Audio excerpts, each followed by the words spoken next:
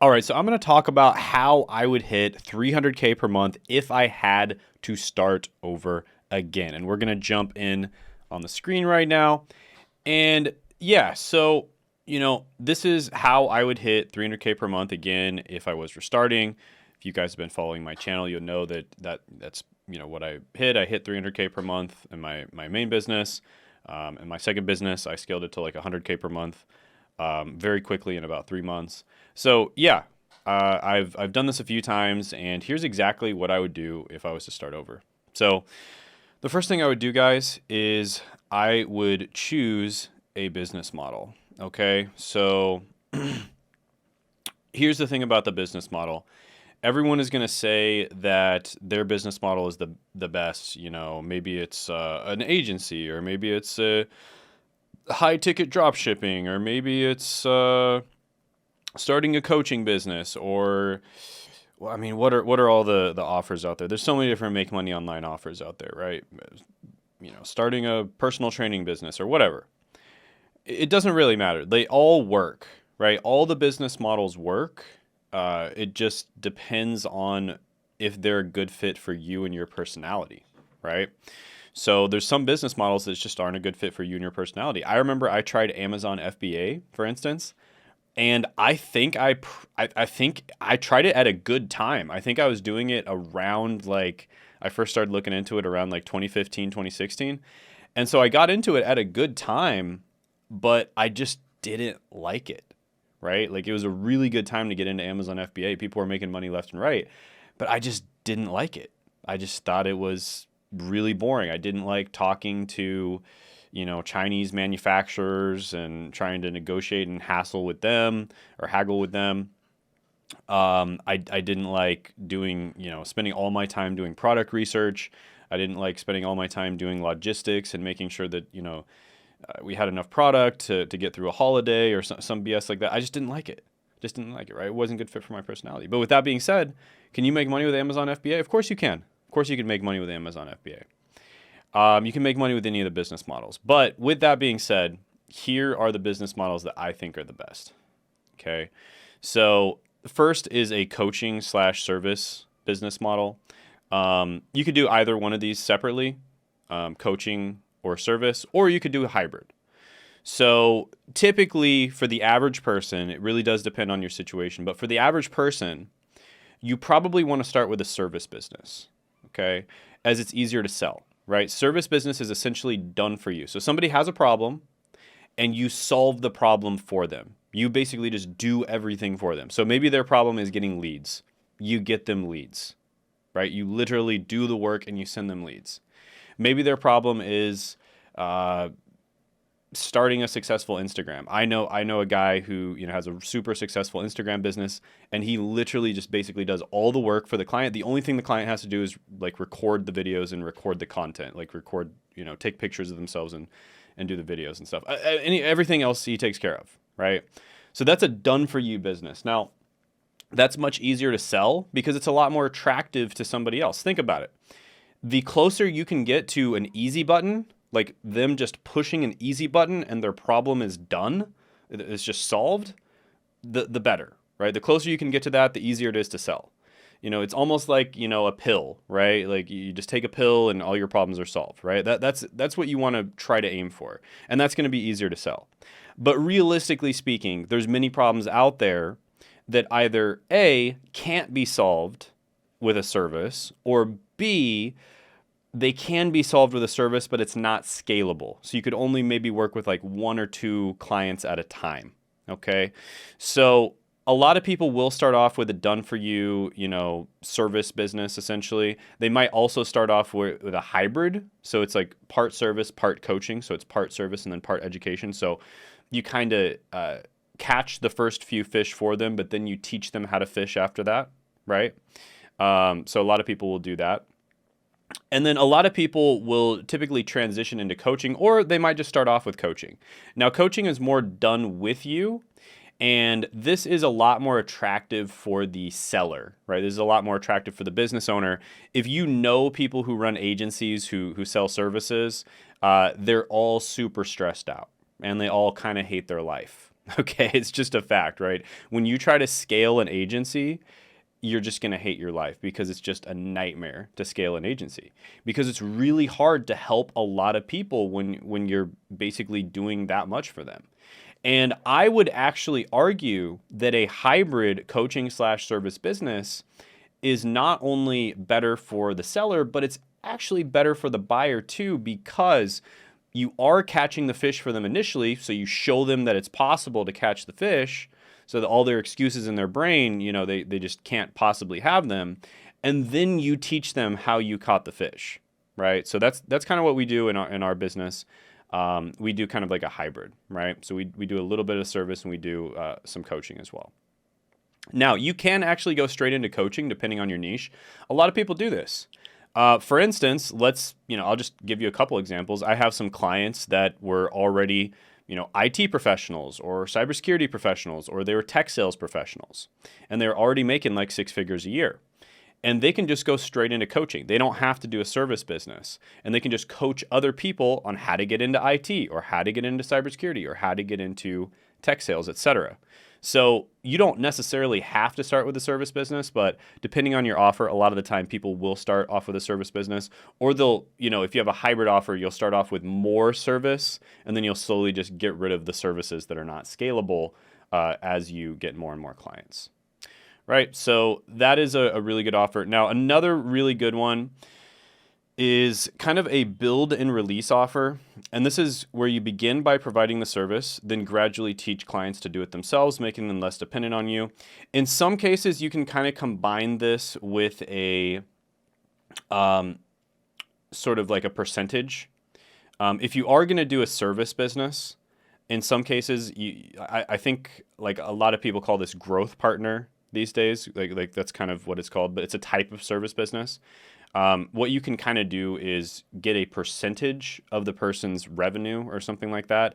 And then what happens is you're essentially incentivized to work a lot harder on less people's accounts. Okay. So that's kind of what you're incentivized to do. Work a lot harder, but work on less people's accounts. And so you might only work with like 2 or 3 people, but you're doing a really, really good job for them because you're getting maybe, 10%, 20%, 30% of whatever they're making, right? And so that can be a really good one to get into as well. And then the build and release offer. Okay, so these are some good ones to look into. That's just my personal opinion. I think these are the best. I really do think these are the ones that are easiest to scale, and they are the ones that combine best with content. Okay, so step 2, identify and target your niche. So you want to be solving real problems for real people that have real money, okay? So ensure your target market has the financial capability to pay for your services, right? Make sure that it's a painful problem for them. It's not just like a minor annoyance. It's an actual like real painful problem that they're willing to spend thousands of dollars to solve. And make sure that they have the ability to spend thousands of dollars, right? They have the financial capability. Very important. A lot of people ignore this and they just do general random offers, and they don't really keep this in mind. And they end up with an entire audience of people who simply can't buy their stuff. They just don't have enough money to buy their stuff. So that's a pretty big problem. So you want to be solving real problems for real people that have real money. You also want to be specific. So you want to clearly define what you do and who you serve to avoid confusing potential clients, okay? So you do not want to be the guy, and this is, again, another very common mistake that newbies make. You do not want to be the guy who says, I can do everything for everyone. I can do anything for anyone. Do not be that guy, because that's how you end up getting paid like $5 an hour, and then the client gives you a 1-star rating because they didn't think they got enough value, because you're going to attract that kind of person, right? You need to clearly define what you do, who you serve, in order to avoid confusing potential clients. And you want to attract the type of client that has the capacity to pay for your stuff, that has real problems, that has real painful problems, and your solution can actually help them. Okay. Number 3, content. So an example of this, guys, actually, number 2, I don't work with entertainment YouTube channels, right? And I could probably help entertainment YouTube channels, but I typically don't work. And only in very rare cases do I work with entertainment YouTube channels. And I just actively say I don't work with entertainment channels because it's so much harder to grow an entertainment channel and actually make money from an entertainment channel. I only work with educational channels. And if I were to work with entertainment channels, there would be a lot of people that are mad because I'm not getting them results, right? Because it's like way harder. It's like 5-10 times harder to grow an entertainment channel. And I don't want to be working with those types of people because that's way more work for me and it's just a lot harder. And I wouldn't be getting as many results. So I work with people who want to do education, and that's it. So I'm very specific about that.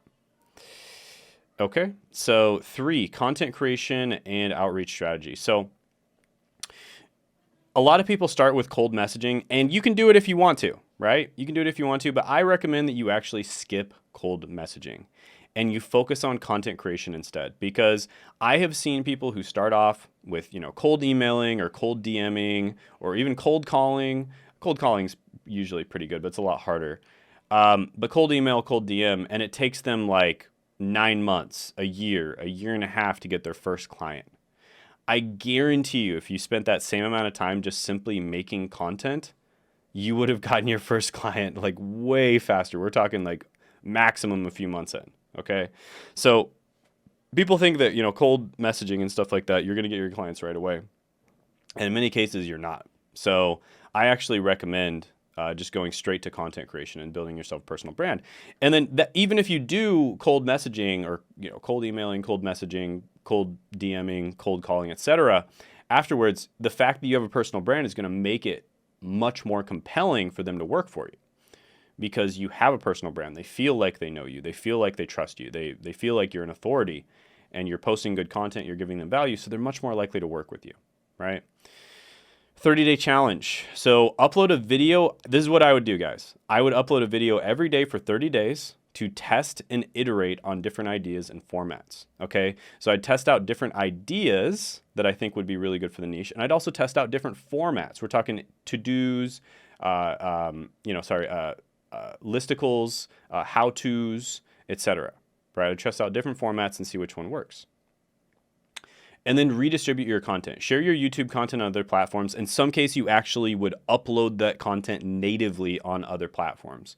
So for instance, with YouTube videos, you might upload that content natively on Twitter, because right now video is working really well on Twitter.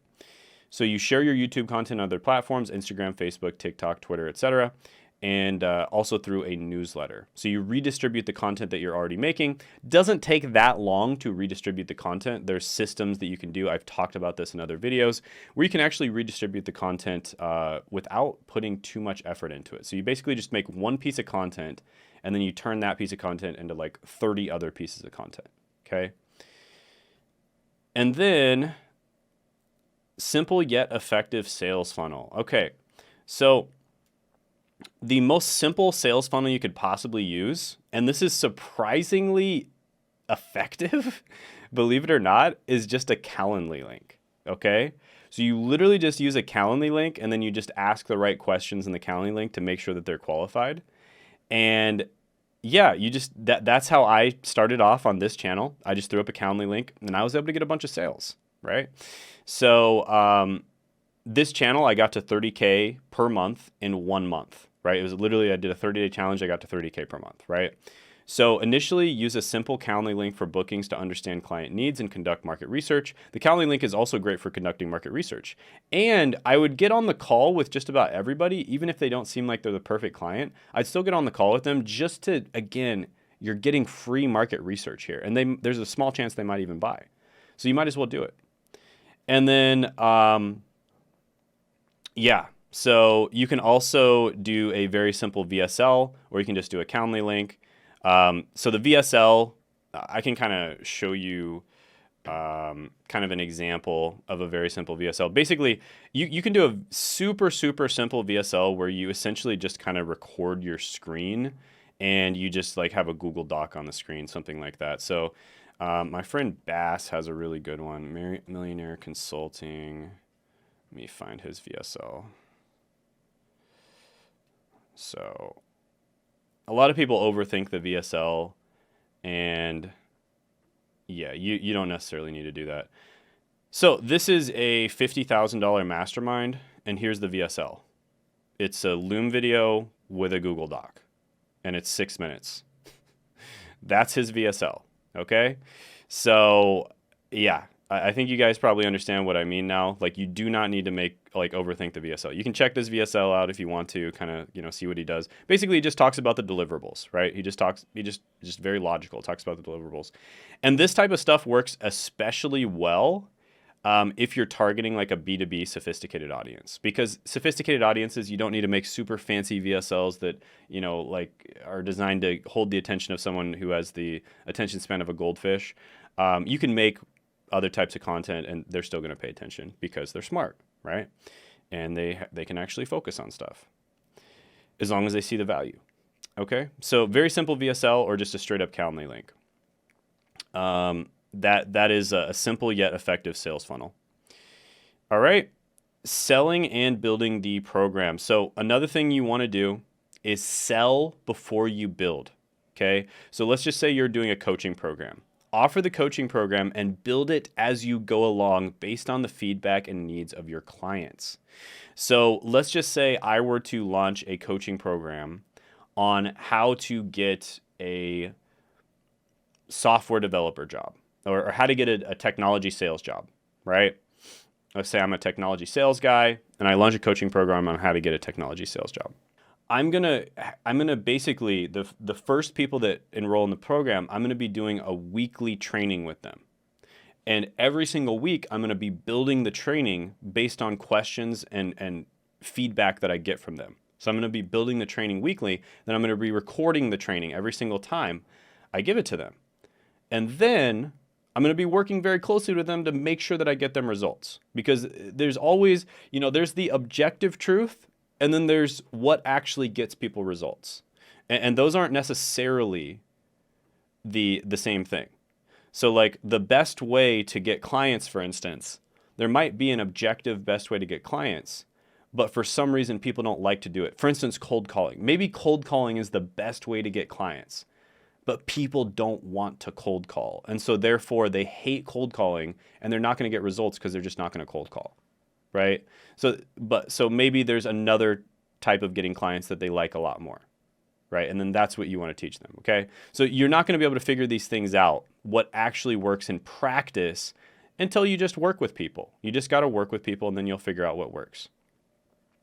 And then, yeah, you just, develop it cohort style, right? Develop the program content weekly in cohort style format, ensuring you're creating as you're teaching, right? It's very simple.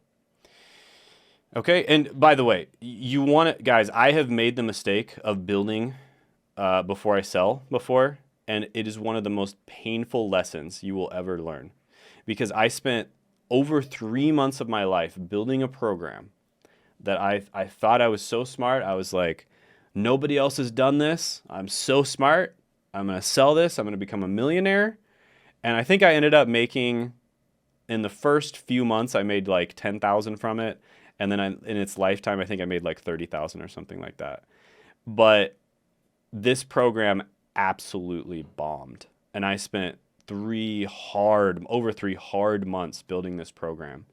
And it was basically on how to save money on college, right? How to get the most out of college with the least amount of time, effort, and money, and how to choose your college degree and stuff like that. And I thought I was so smart. I thought I was going to make so much money, man. Like, oh, the total addressable market is so big. Everyone goes to college. Nobody bought it. It was, it was so bad, guys. So this is why you sell before you build, okay? Sell before you build. I can't not tell you how painful that lesson was to learn, guys.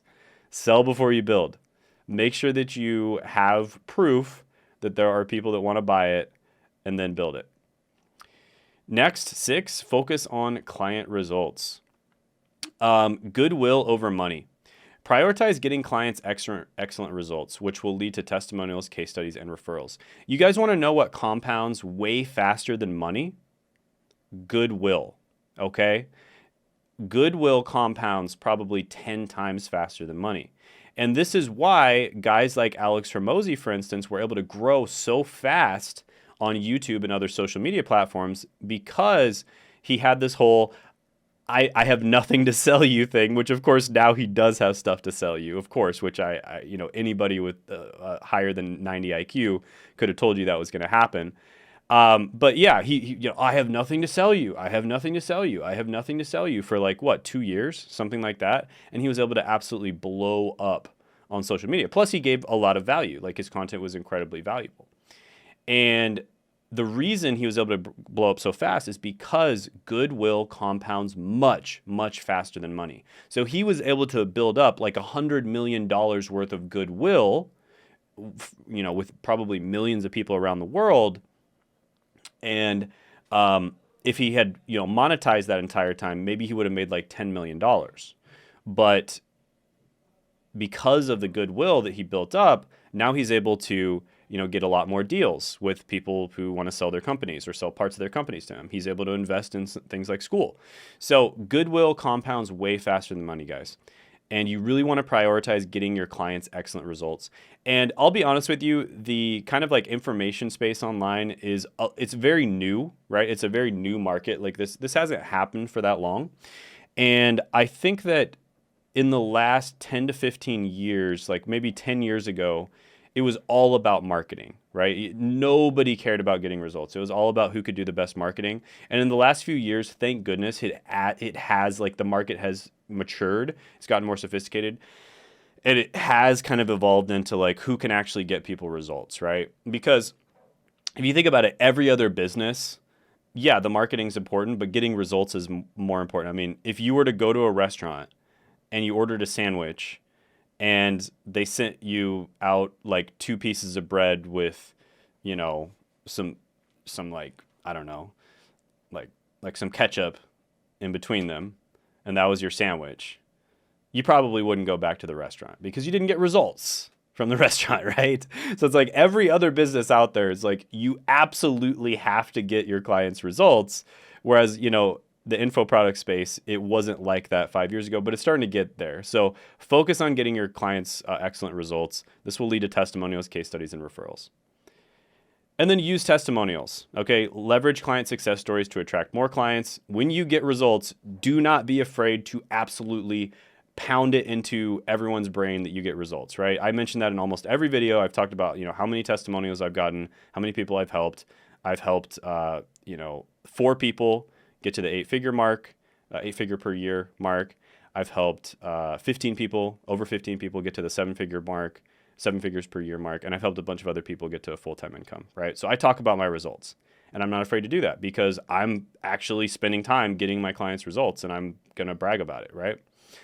Then 7, automate and scale. Okay.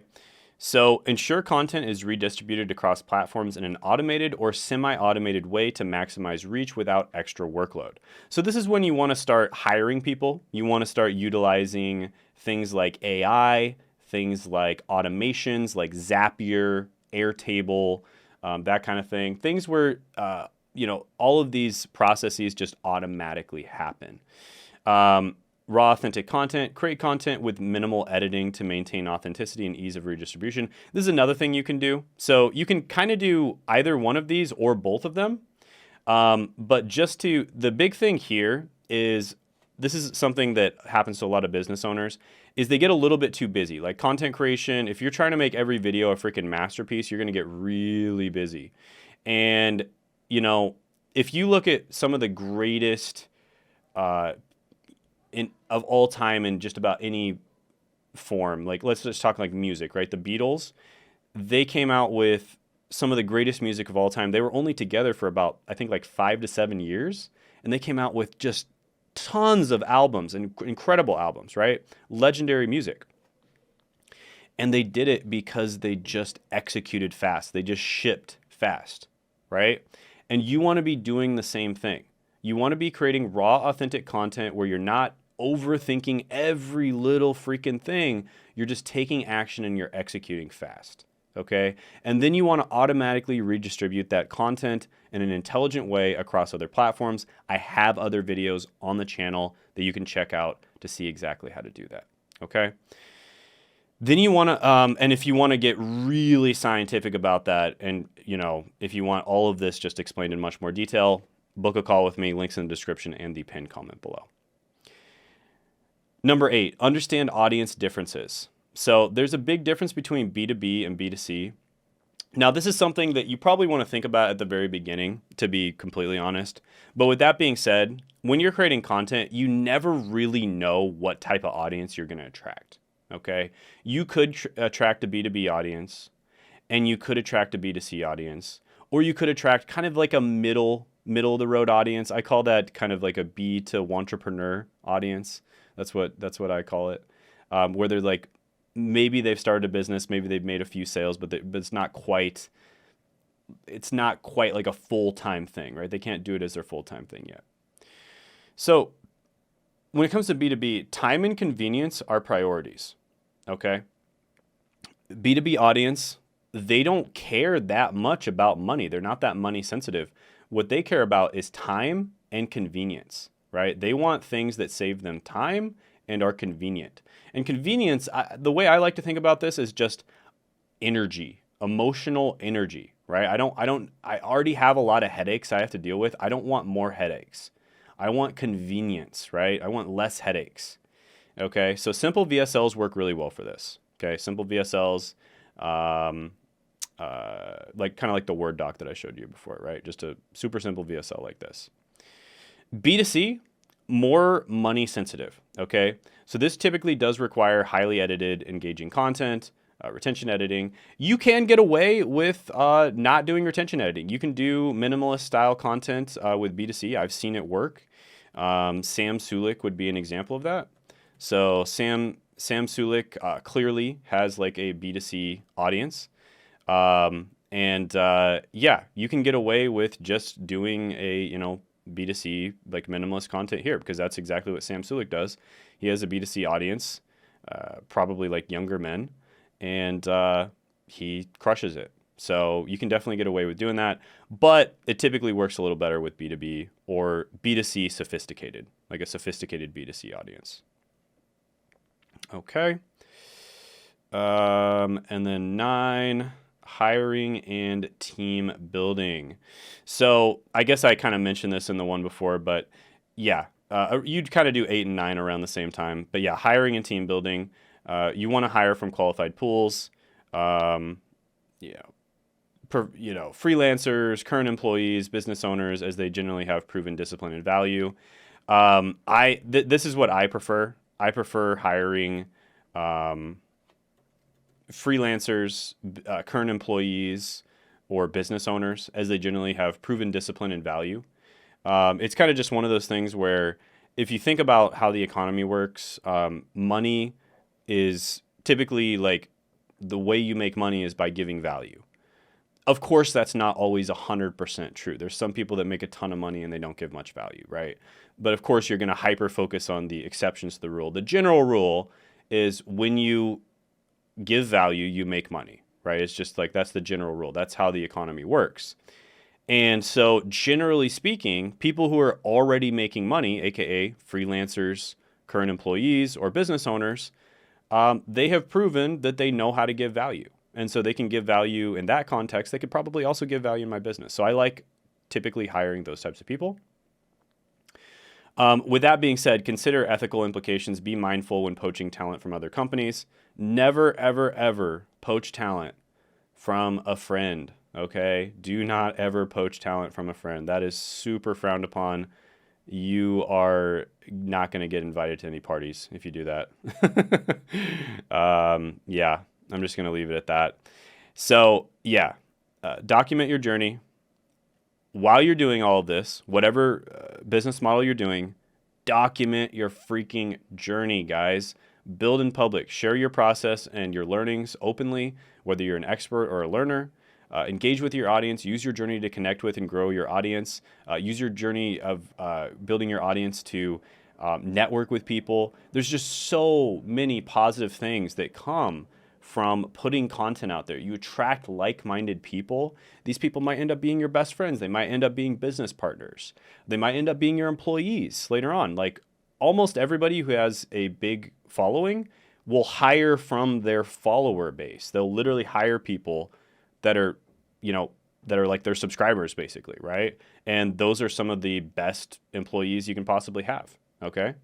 So there are so many advantages, both from a money perspective and also indirectly, not necessarily directly making money, but indirectly making money, or just like improving your life in general, of making content and building in public. So do it, guys. Make sure you do it. And like I said before, book a call with me. Links in the description and the pinned comment below. If you want to build up your content base, if you want to build up your audience, become an authority, and make money from YouTube, and then redistributing the content you make on YouTube onto other platforms.